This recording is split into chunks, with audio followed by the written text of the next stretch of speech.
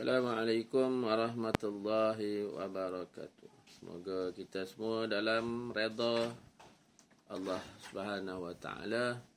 Karena itulah yang kita inginkan, mardatillah, keredaan Allah Subhanahu wa taala. Jadi untuk mendapat keredaan Allah taala ni, maka kita perlu ditapis lagi dan lagi dan lagi. Jadi bahasa tu ditapis sebenarnya maksudnya diuji. Makna dalam kehidupan ni pasti ada ujian untuk setiap di kalangan kita. Kerana ujian itu sebagai cara untuk menapis diri kita dan memahami diri kita. Dan baru kita akan kenal Allah Subhanahu wa taala. Jadi ujian ni macam-macam. Dia ikut kepada seseorang.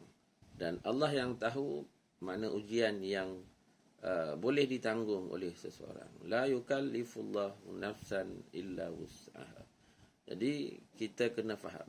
Jadi bila ujian ni macam-macam, ada ujian di pejabat, ada ujian di rumah, ada ujian di kalangan suami isteri, ada ujian di kalangan anak-anak, ada ujian di kalangan mak ayah dengan anak-anak, ada ujian berkaitan dengan jiran, ada berkaitan dengan masyarakat. Ada ujian berkaitan dengan pemimpin negara.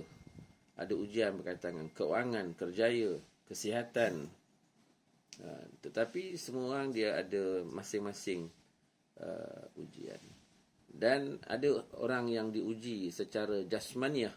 Kita nampak pada ujian tu seperti sakit dan sebagainya. Tapi ada orang yang diuji tak kelihatan pada jasmaninya, yakni ujian perasaan. Semua orang ada ujian. Jadi bagaimana cara untuk kita menghadapi ujian ni supaya kita tenang? Pertamanya ialah kita kena berbalik, kena dapat ini dulu. Dapat yang ni semua okey. Iaitu kita kena faham dan kita minta kefahaman tu daripada Allah Taala. Insya-Allah bila Allah nak kita dalam kebaikan, dia akan bagi kita faham dalam agama.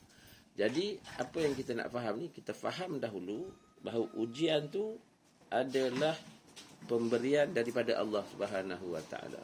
Kita faham begitu dulu. Sebab kita ni hamba, kita ni barang kejadian, kita ni ciptaan. Jadi kita ni diuji, kita akan diuji. Dan memang di dunia ni adalah tempat kita diuji untuk melihat siapa di kalangan kita ni akan balik kepada Allah dengan amal yang baik. Allazi khalaqal mauta wal hayata liyabluwakum ayyukum ahsanu amala.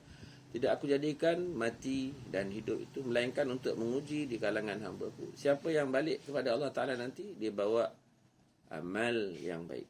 InsyaAllah. Amin. Jadi, pertamanya kita kena faham dulu. Dapat yang ni dulu. Apa kedudukan pun dapat ini. Selagi kita tak dapat faham bahawa ujian daripada Allah Subhanahu Wa Ta'ala, maka dia tidak akan selesai masalah. Dia akan jadi serabut.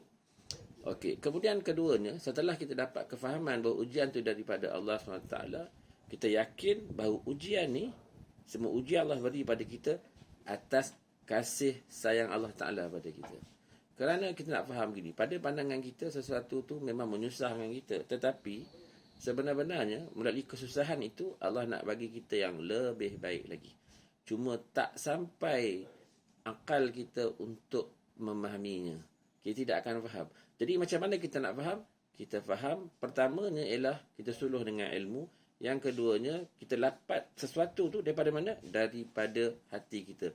Daripada hati kita maksudnya apa? Daripada keimanan kita yang padu, yang sungguh-sungguh, yang benar. InsyaAllah. Jadi kita akan faham daripada Allah. Dan kita sudah tenang bila kita faham. Kita dapat rasakan bahawa ujian tu adalah kasih sayang Allah Ta'ala. Allah tak pernah menyusahkan kita. Allah tidak pernah nak memberi kita yang buruk-buruk. Allah nak bagi yang kita baik-baik. Cuma nak dapat yang baik tu, dia mesti melalui satu proses. Dan proses itu dinamakan ujian. Cuba orang sekarang dia bagi nama-nama lain lah. Macam problem, masalah, macam-macam lah. Tapi ini semua adalah ujian.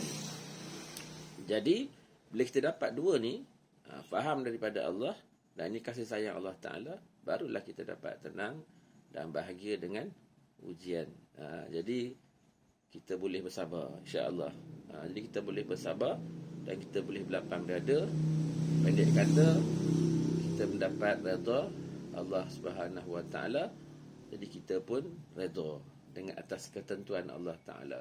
Raditu billahi rabba wa bil islami dina wa bi Muhammadin nabiyyan wa rasulah. Allahu alam. Assalamualaikum warahmatullahi wabarakatuh.